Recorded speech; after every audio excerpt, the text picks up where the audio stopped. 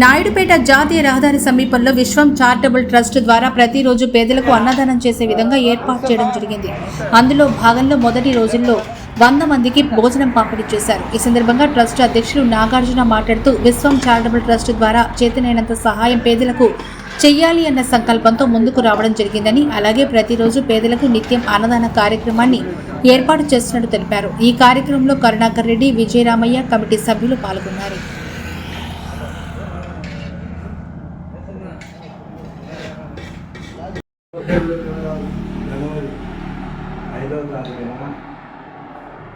ఈరోజు అన్నదానం దాదాపు 150 మందికి అన్నదానం ప్రతినిత్యం అన్నదానం డిసైడ్ చేసుకున్నాము.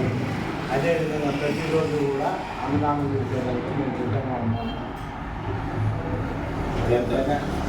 చిన్నపిల్లలకు అనాథ బిడ్డలకు మదువుకు సంబంధించి కానీ ఏదైనా మా వంతు సహాయం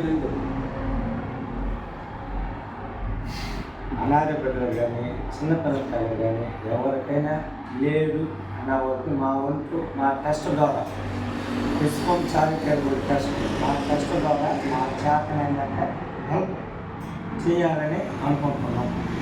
ఇది మా